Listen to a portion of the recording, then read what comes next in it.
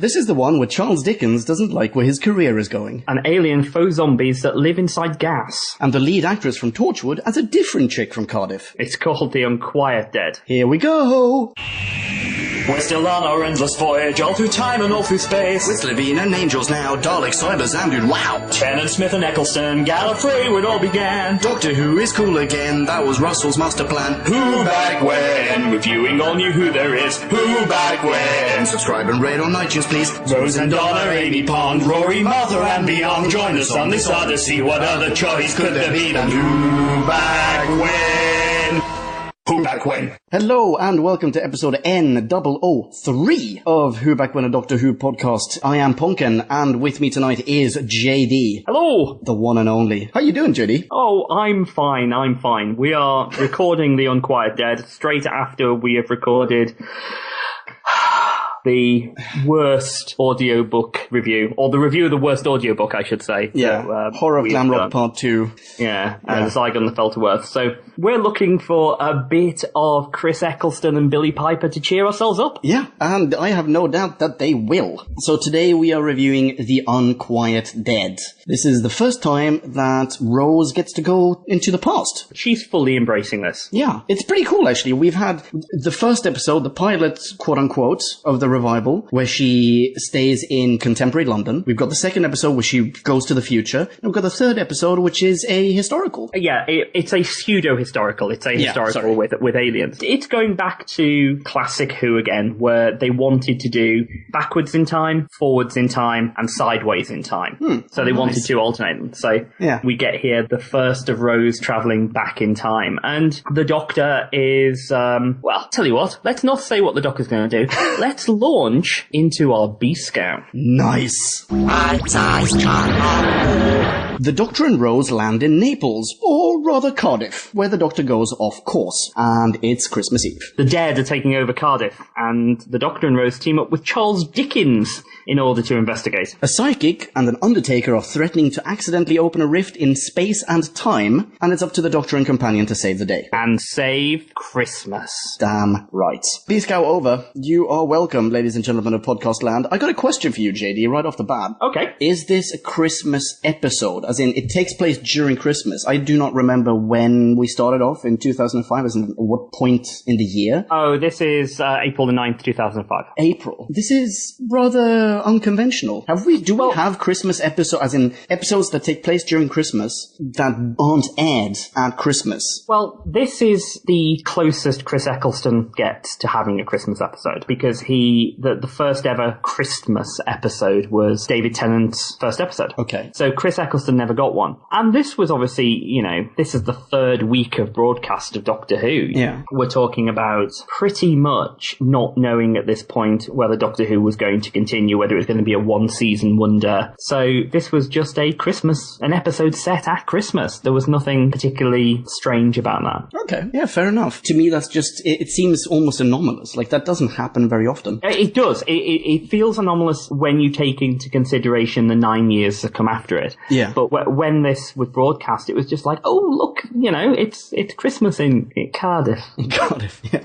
I've never been to Cardiff. Anyway. Well, no, bear in mind that in what will become a bit of a Doctor Who in running joke, Doctor Who was brought back in 2005 by BBC Wales. Yeah. And it was filmed largely in Cardiff. In Cardiff and Swansea and those areas. This is Cardiff being Cardiff as compared to Rose, where Cardiff is Cardiff London. being London. Yeah. So let's start off the episode. We're in Cardiff. The Doctor was aiming for Naples. Yep. And he failed. So he failed in space and time because he was aiming for 1860 and ended up in 1869. Yeah, on Christmas Eve. Which, to be fair, is not a bad time to land anywhere. No, that's true. And it's perfectly fine. Like, why does Cardiff get such an incredible amount of shit at the start of this episode? Don't worry about it. Yes, I get that you're in Cardiff. It can't be that bad. I've never been. It seems like a charming place. No. So anyway, get, before our title sequences become standard nowadays, we get an undertaker. Yeah. And a poor gentleman's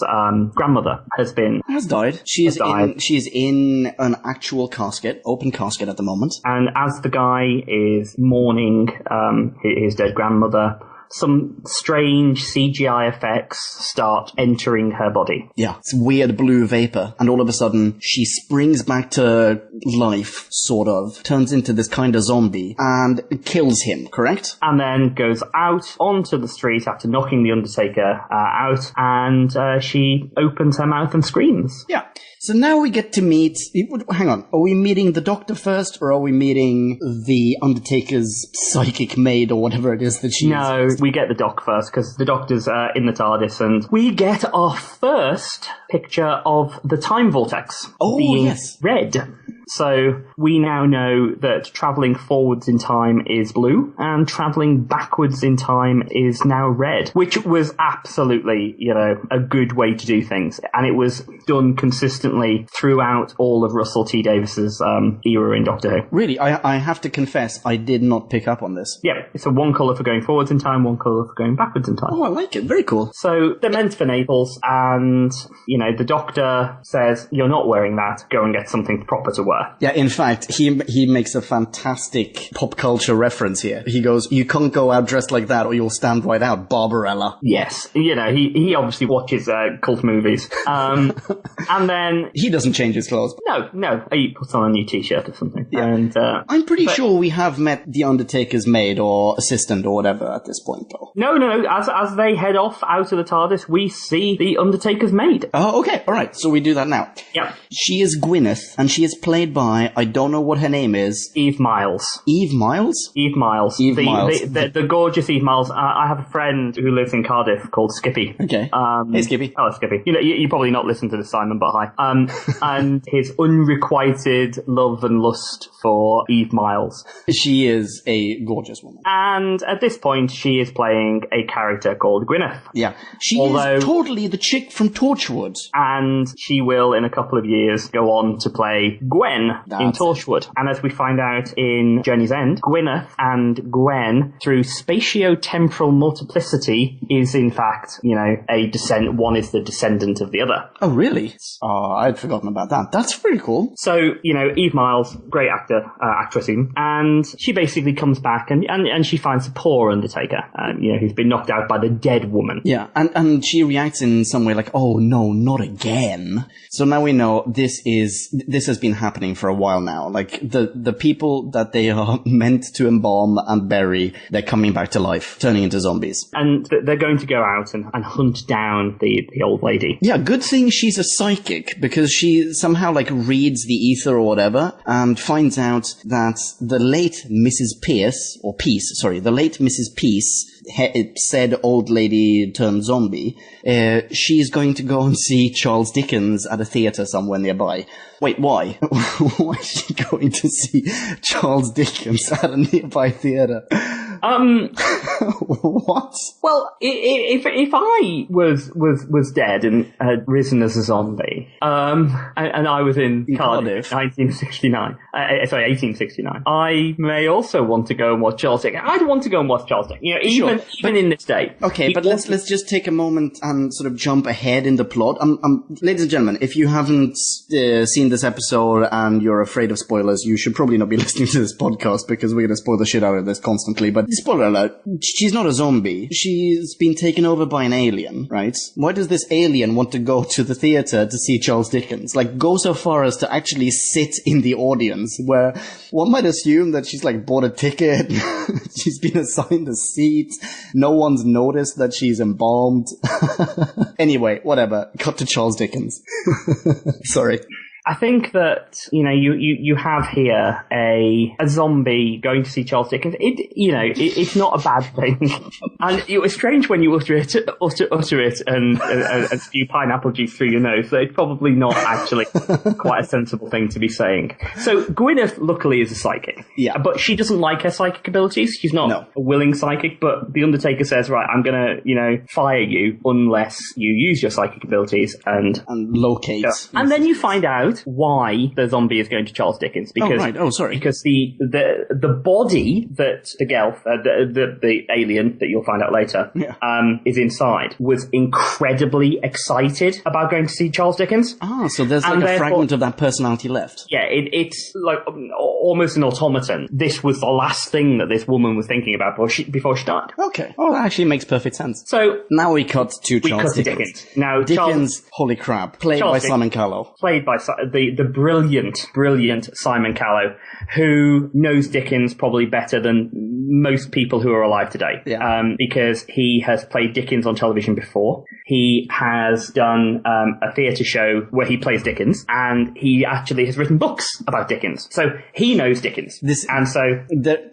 I am not at all surprised that he was cast for this. This must have been written with him in mind. And yes, he's obviously enjoying himself. This is absolutely the role that Simon Callow was born to play, was Dickens. Has he ever made a different appearance, another appearance in Doctor Who? He will be in Doctor Who again, but he'll be playing Dickens again. Oh, right. Okay. It's a cameo, but yeah, he will be playing Dickens. Oh, very cool. Okay. So he's like backstage, right? Yeah, he's a bit unhappy, because, and I'm sure a lot of people can appreciate, he's all alone on Christmas Eve. He doesn't have a good family. He is not a struggling writer, but, he's not at the stage in his career where he is the, consummate British playwright, which we consider him today. He's done Christmas Carol, he's done Martin Chuzzlewit, he's done the iconics, but he, like many writers, are not appreciated in the lifetime. So he's alone on Christmas Eve, and he's scared that, he's run out of ideas. Yeah, that he's basically rehashing the same stuff over and over again. Like, he is about to recite some of his work on stage before a live audience, but he is constantly reciting the same things. He's always asked to say the exact same things, and it's just sort of tearing away at him. And he goes onto stage, and you can see that the audience is completely happy with this. Enamored. Absolutely. With these he might not appreciate himself, but the audience really appreciates him. Oh, certainly. Apart from, obviously, the dead woman who is not really clapping. Yeah. And, he starts to do passages from A Christmas Carol, which, as it happens, is actually one of my favourites. Shakespeare plays. Sorry, Shakespeare plays? Dickens plays. Dickens plays. Why did I say Shakespeare? Well, Bingo Bongo, in the audience, is Mrs. Peace. And he notices her. There's something odd about her. Maybe it's the fact that she is in the process of decomposition. I mean, this woman... I'm sorry to be stuck on this one thing, but there is a corpse in the audience and no one has noticed. Like, she is not sitting in a corner. She's sitting in the middle of a row. She must have, gotten up to let more people pass her. No one's noticed that there is a freaking zombie in the audience. If this was 2010 or 2014, the year we're in at the moment, we would think that someone had cosplayed or, Rocky Horrored up to this as Marley's ghost from A Christmas Carol. Oh, yeah, nice. That's what we would expect. And frankly, no one would look at second glance. Yeah, but because this is the equivalent of J.K. Rowling being on stage reading from Harry Potter and the Deathly Hallows. Yeah, exactly. And, it's definitely that level of stardom. You'd have 40 or 50 people dressed as Snape in the audience. You would. That is true. So one woman as a ghost in modern day probably wouldn't raise an eye. And frankly, it's not raising an eye there. So since neither of us are 150 years old, we probably don't know what it was like there. Fair enough. Anyway, Mrs. Peace, Zombie Peace, the blue vapor starts sort of escaping out of her pores, seeping out of her body, and the audience now notices, the audience now reacts, and there's now this weird blue ghost-like gas just flying and floating around the entire theater. Freaking chaos ensues. People start evacuating, at which point Doc and Rose arrive, right? I mean, they see that people are running out of the theater, so they immediately run in. Oh, the Doctor is just incredibly happy. You know, look at this, people are screaming. Fantastic. This is so exciting. Yeah, fantastic.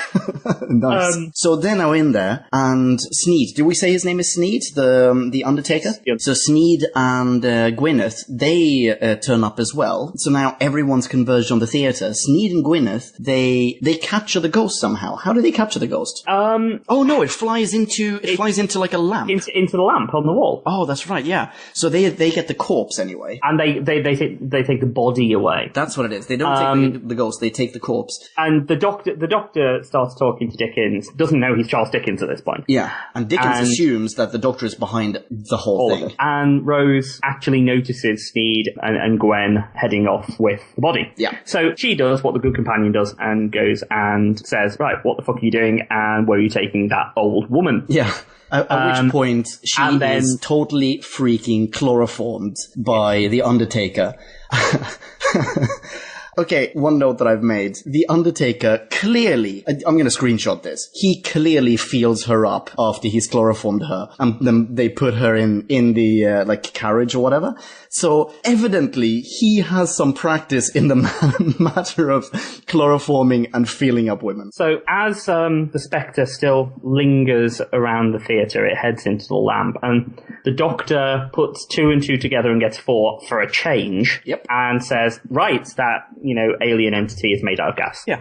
So he heads out and, sort of goes after Rose. Yeah, as does Dickens. Dickens leaves anyway. Yeah, but Dickens is going after the Doctor. Yeah. He's sort of going, right, you know everything going on around here, I'm going after you.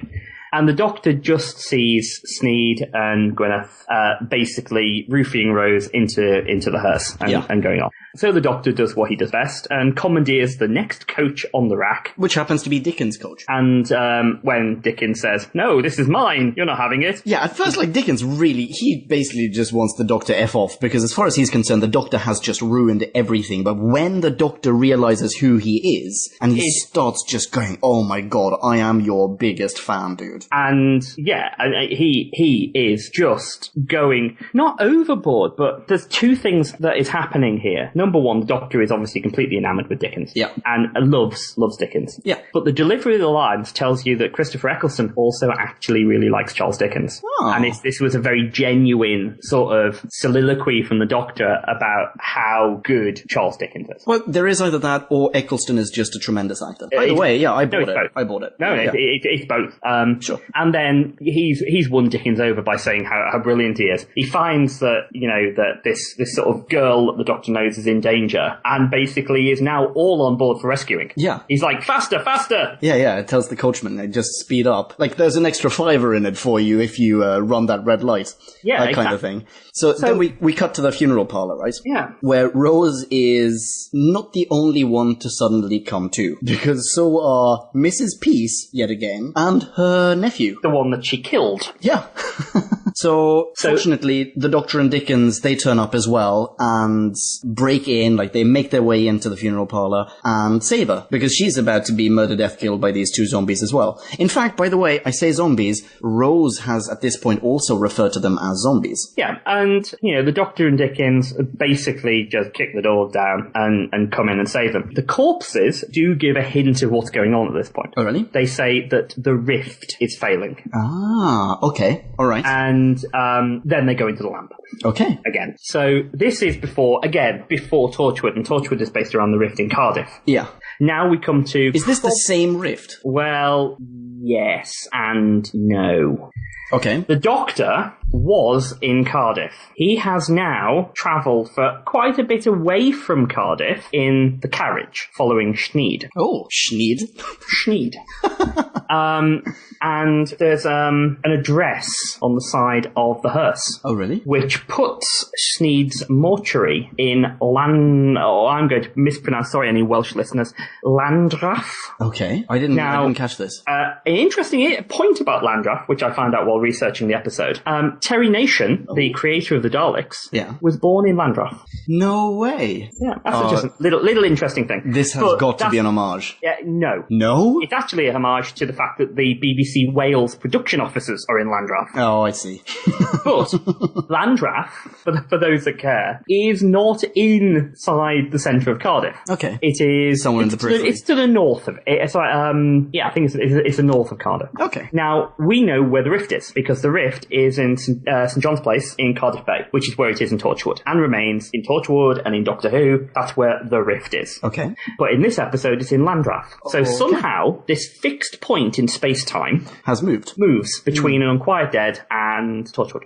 So would you consider this some sort of continuity error, or is this something that we just haven't picked up on or will pick up on later on in the show? No, it's a really poor continuity error that basically no one thought would be ever relevant, because they, at this point, probably weren't even thinking of Torchwood. I know they weren't thinking of Torchwood. Okay, fair. So it just happens that they've moved it to a very visible location in Cardiff rather than this out-of-the-way place in Landra. Okay. Yeah, fair enough. Hang on. Wait. Shall we go on with the episode? I have a question for you because I'm not entirely sure. Is this where we get the scene of Gwyneth basically Derren Browning Rose? Not quite. There is one scene before the Derren Browning. Okay. What happens first? Which is Gwyneth basically gives the Doctor tea exactly as he likes it without needing to ask him. And considering we have just reviewed something where the 8th Doctor drinks his tea with 6 sugars, we find out in this episode that Doctor 9, depending on your numbering convention,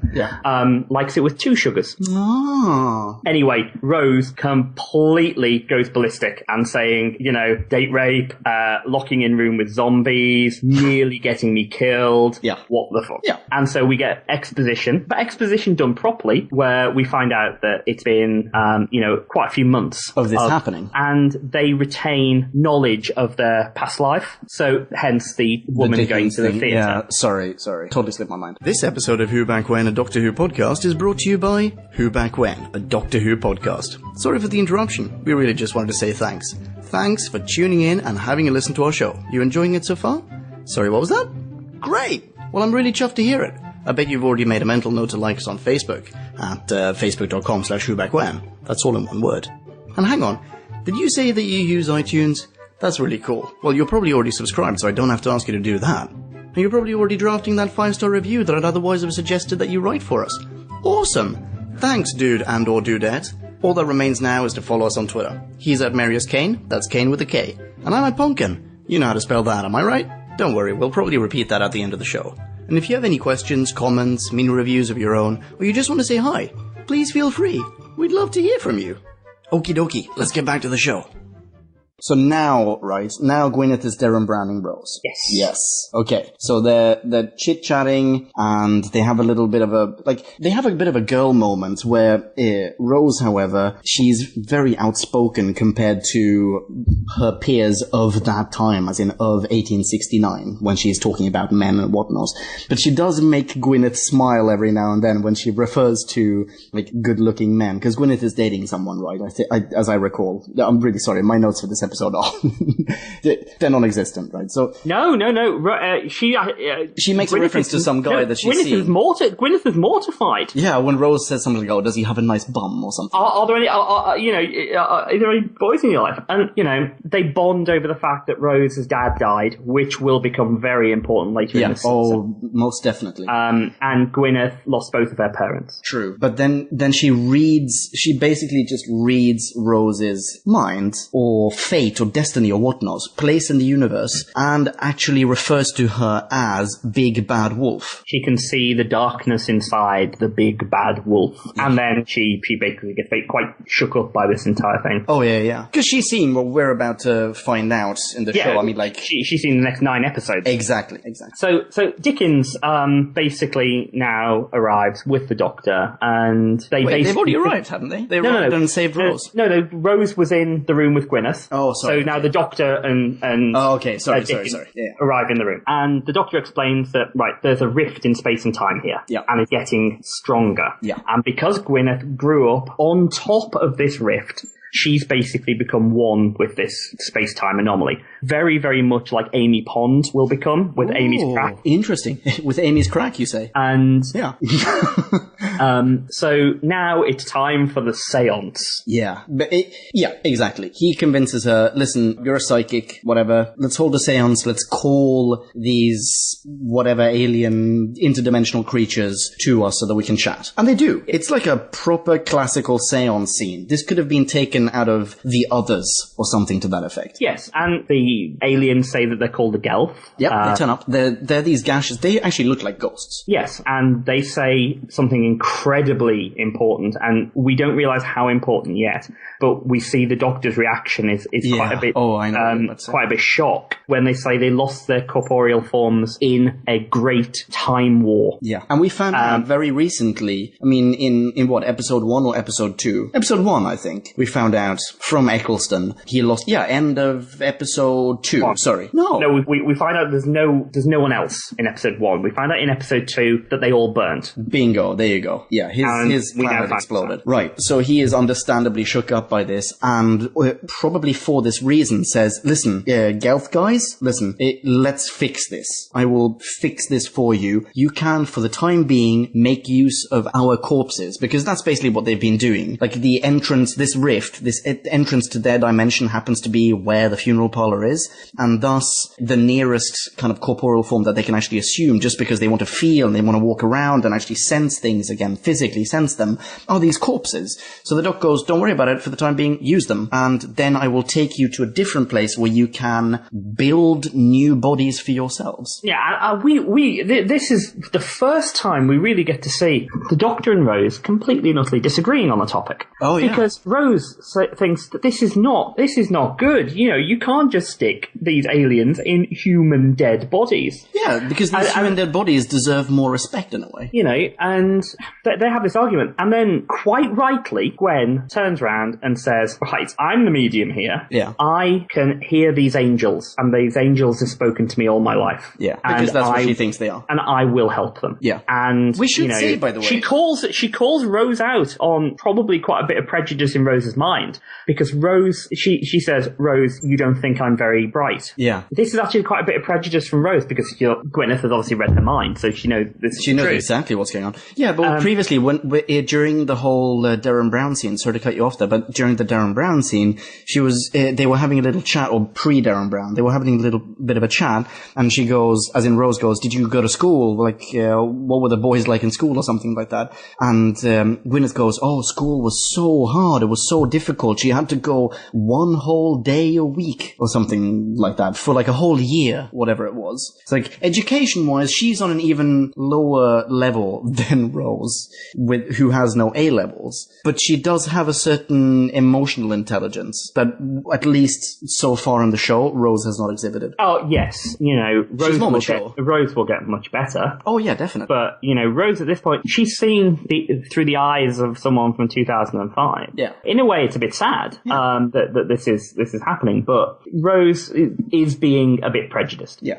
Anyway, long story short, they're now going to do it. So Gwyneth, they're in the basement, I think. Yeah, they go downstairs into the basement. And this is what I meant to say before. So I'm really glad that you refer to them as angels, or rather that Gwyneth refers to them as angels, and you pointed that out. Because so far, what we've seen of the Gelth is very angelic. Like, yes. They are these blue, luminous, ghost-like spirits, or these spirit-like creatures that just look friendly. They look innocent, and they are sort of this light baby blue kind of shades. Spoiler alert, that's going to change. But there is some very sort of clear, I would say, religious imagery going on here. They look very angelic. Totally agree. We also get something else, which is the vast difference between the classic Who, which you're currently reviewing, and sort of like the John Pertwee, Tom Baker era onwards. Because Rose turns around and goes, this is irrelevant. I am from 2005. Yeah. I know from reading my history books that the dead did not start walking around in 1869. It didn't happen. And the Doctor turns around and goes, now that we're here, time is in flux. So time can be overwritten. History can be overridden. Okay. Changed. Which is obviously very different from the Hartnell, and probably one of Hartnell's most famous lines is in the Aztecs, where he goes, you cannot change history, not one single line. Yeah. And this is Eccleston basically saying, we've arrived. We are time travelers. We are changing history. Yeah. So that's just a nice little comparison back to the Aztecs, I think. That is nice. That is nice.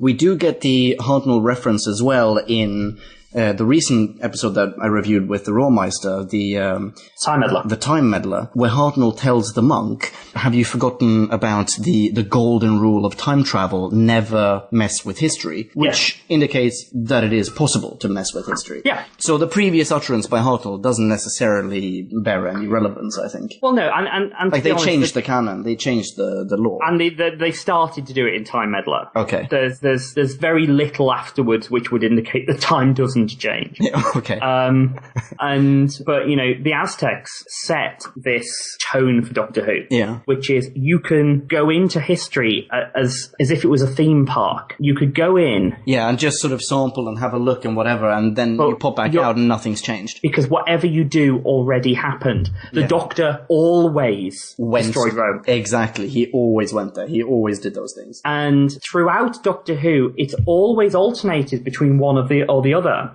There's a Peter Davison story called The Visitation. Okay. Where we find out that the Doctor is responsible for the Great Fire of London. Now, he was always responsible for the Great Fire of London. Him landing and then changing history did not cause the Great Fire of London. He landed, caused the Great Fire of London, and that had always happened. So it's like the Aztecs. He wasn't changing history, not one line. No, that was always going to happen. I would say maybe, like, I would phrase it differently. I would say he's not changing history, he's acting it out. As in, correct. An actual historical fact, even though it's unbeknownst to the rest of humanity, or to all of humanity, is that he caused the fires of Rome and London respectively. But us seeing him do that is not us seeing him tampering with anything. It's us getting a glimpse of the history that the rest of mankind does not know. Like, that the history books don't know. But what we do know from, again, other episodes, such as this one, the time can be changed. Yeah. And we see it change around them. Yeah. Anyway, really sorry. This was a bit of a tangent. Shall we get back to the episode? And they go into the basement. Yeah. And the angels basically guide Gwen to this arch in the basement. Rose is just still going, Gwen, back down, think about what you're doing, but she's committed. Yeah. And she opens up her psychic powers, and the Gelf start coming into reality. Yeah. Many of them. Because they'd said earlier there was only a few of them, but they are coming and coming and coming through her. Hey. And then they change. Yes, they do. This is exactly what you said earlier. Yeah. This is the change from heaven to hell. Yeah, because now they are no longer baby blue, they are fiery red. And even look different. They look like your standard run-of-the-mill garden variety demons. Like, they grow fangs, and they have these incredibly dark, vicious-looking eyes. And that's it. Now they've sort of taken over Gwyneth. These things are pouring out of her into the corpses around them, because apparently they're storing all these corpses in the basement. And yeah, bada bing. So now these corpses are getting up, and they're starting to attack everyone around them, i.e. Schneid and Doc and Rose and Dickens, but Dickens gets the shit out of Dodge. And to be fair, what most people would do. The Gelf, I'll say there are billions of them. So they don't just need the dead ones, they need all the alive ones as well.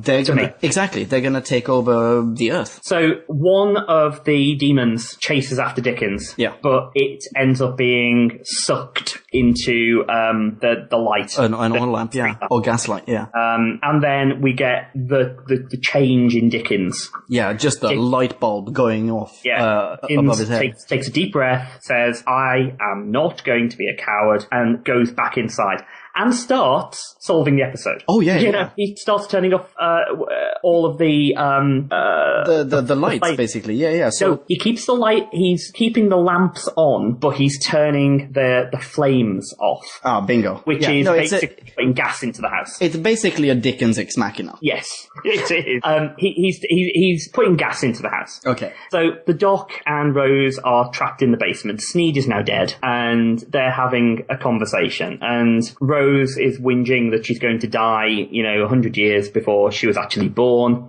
The Doctor basically whinges that, he's been to the future. He threw boxes of tea out at the Boston Tea Party. Yeah. He's seen World War V, and he's going to be killed by walking corpses in a cellar. Yeah. In Cardiff. Which is like the sum of all fears. Yeah. This is what I meant. Like, Cardiff gets such a healthy dose of crap in this episode. And then they are saved by one of the greatest playwrights of all time, bursting into the room and turning off all the lamps. Yeah. Literally. Yeah. So they all exit.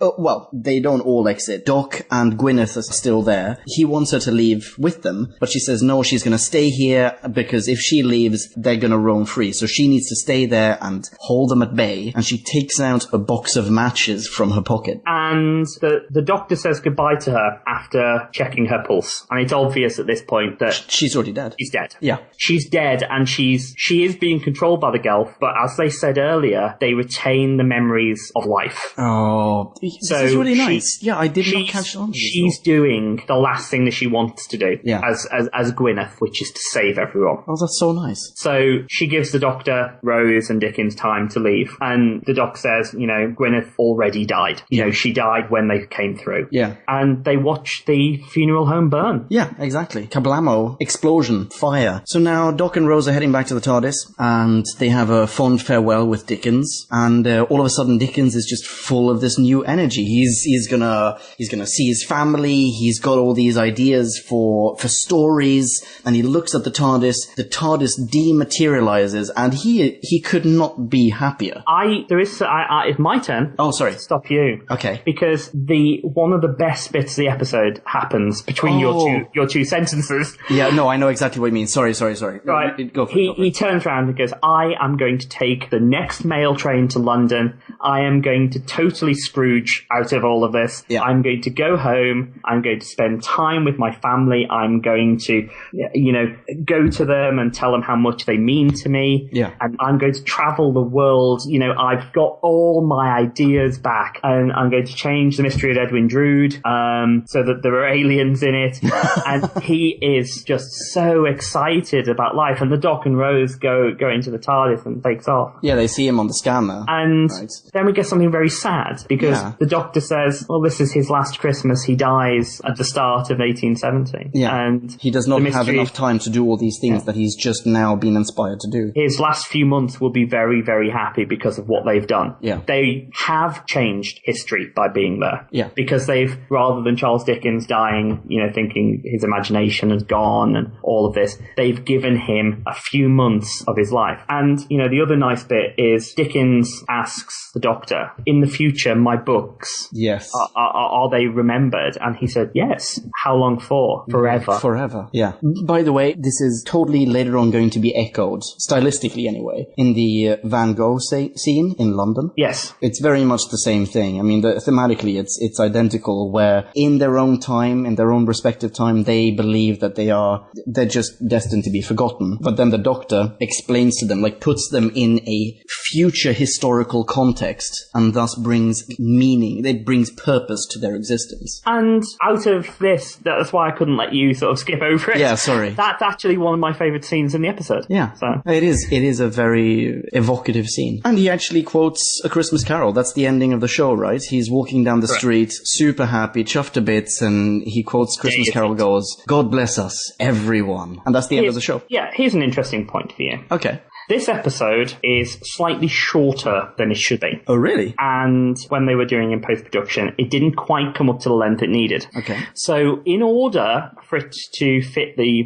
42 or whatever it is minute playing time, or 45 minutes, it needed on BBC One, they had to add in a next time. Oh, okay. And they then retroactively added them to every episode. Oh, really? Because it wasn't the plan that was going to happen. It was this episode underrunning that caused us to get next times, which are actually quite, it's a good thing, I think. That's a nice piece of trivia. So, yes. End of Unquiet Dead. Yeah. Reviews.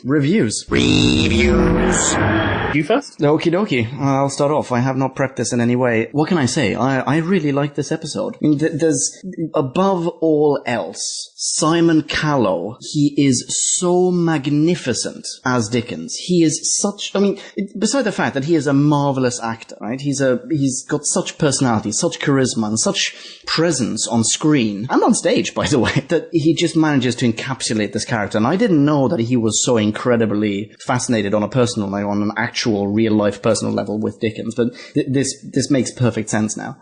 He carries this episode. This episode is amazing, and not that this episode needs to be carried, but he is the center point, he's the focal point. And I love that. So that already bumps everything up. That being said, this episode doesn't actually have the kind of elaborate plot that we get in in many other Doctor Who episodes. Like in the last New Who episode that we reviewed, for instance, The End of the World, the plot is infinitely more convoluted. So complicated, even though it's relatively linear. There are so many little stops on this line that there's tons to discuss and tons to be fascinated by. Whereas here, it's like you have 4 points on a line. It's incredibly linear, but it's also incredibly basic. So for that reason, I'm not as engrossed by this episode as I am of the other ones. And I hate to say something that I used to say back in the beginning of going through classic Who, but I am definitely more into the sci-fi episode than even the pseudo-historicals. And for this reason also, it cannot reach those heights. So I apologize to anyone who thinks that I'm giving this too low a mark, but I will give this episode a 3.2. That's a good mark. I think this is a fantastically charming episode, but it's also just a tiny little one. And for that reason, for its lack of significance and whatnot,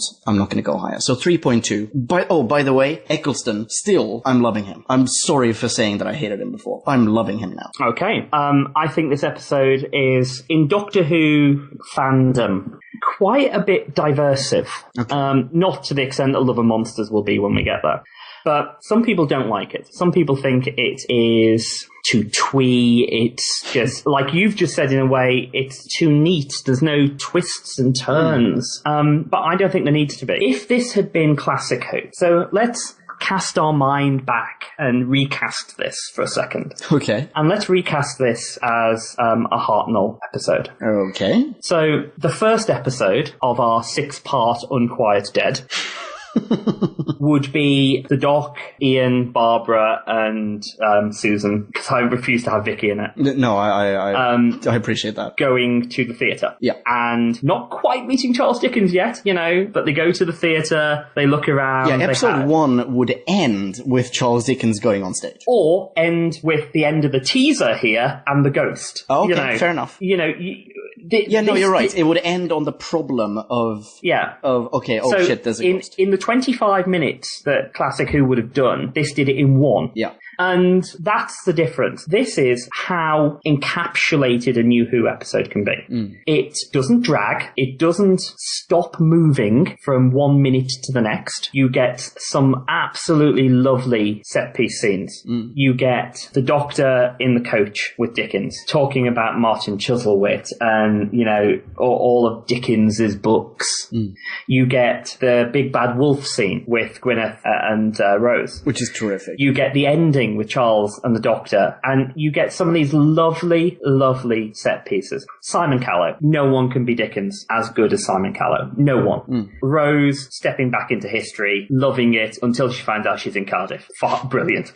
And Eccleston is blatantly loving every single minute where he is talking to Simon Callow. It is 2 brilliant actors acting at each other. Yeah. That's the good. The bad bits of this. Okay, here we go. I think that the episode is probably a little too neat. Okay. I would have liked a little twist somewhere that I didn't see coming. The bit in the basement, it doesn't feel threatening enough in some way with the Gelth trying to kill the Doctor and Rose. It doesn't quite feel threatening enough. No, they're like the Harry Potter problems. Like, oh, there's a problem. Oh, but here's the solution. Done. No, I would have liked dead bodies. All the dead bodies are perfect in this, right? I would have liked dead bodies with entrails falling out. Yeah, you're not going to get that, dude. You're not going to get that. I would have liked Walking Dead, right? Style thing. Sure, yeah. Okay. Yeah, me too. It's not going to happen. No, it isn't. But but I'm struggling for bad things to say. They are the bad things to say. Eve Miles, dear God, Eve Miles.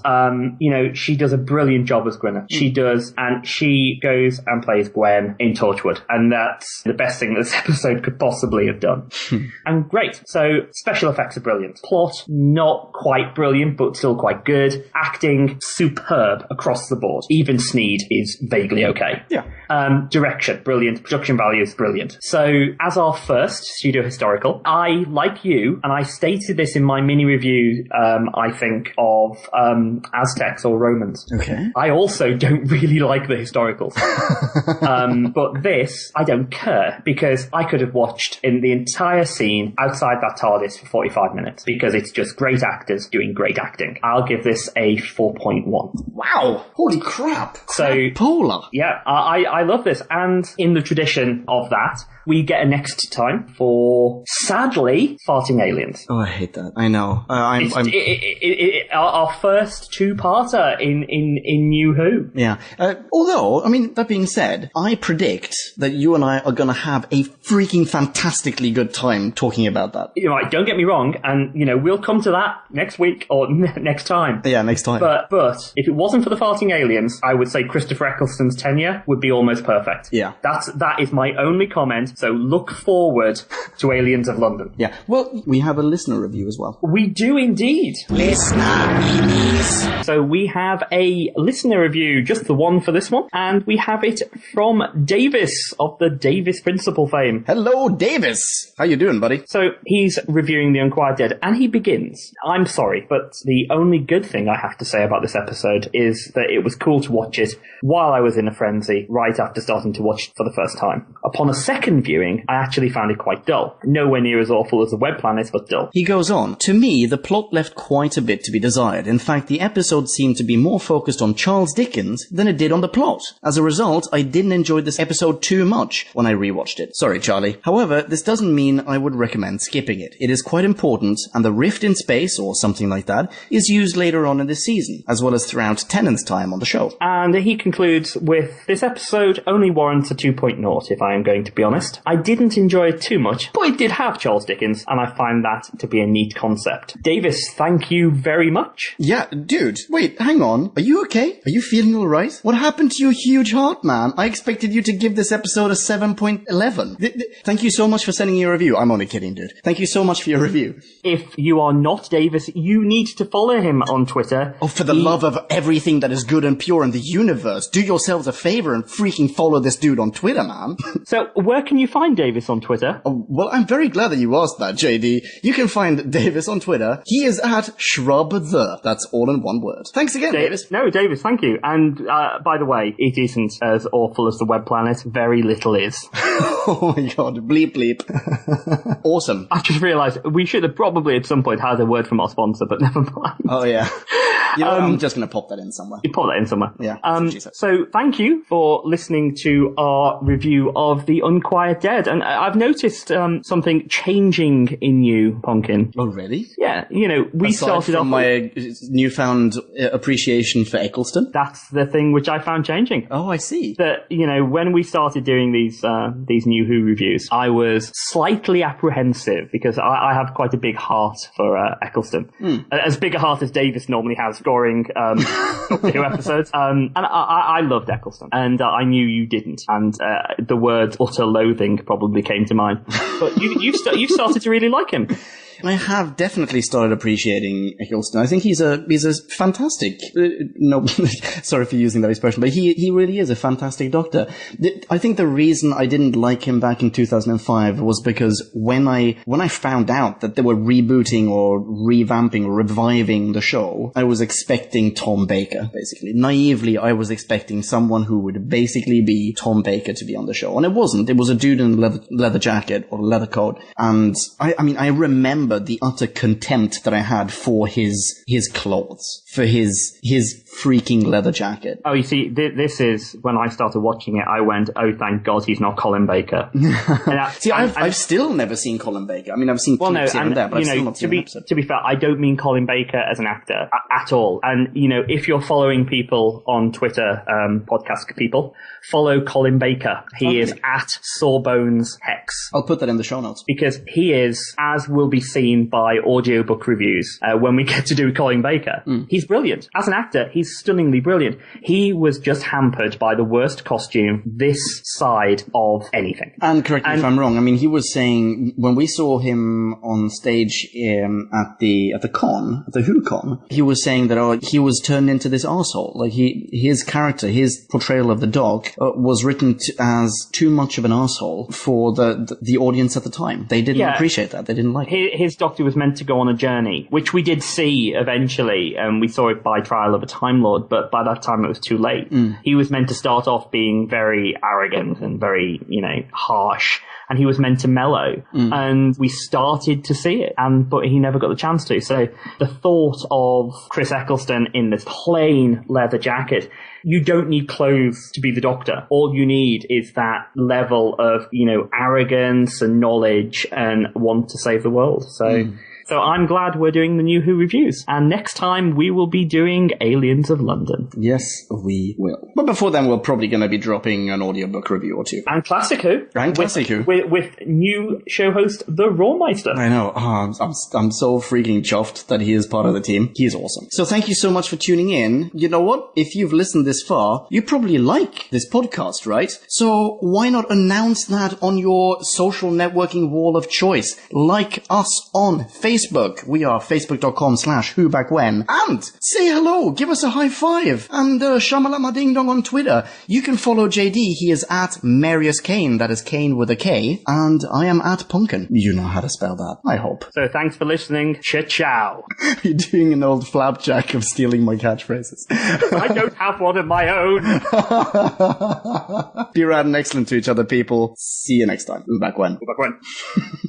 Who back when?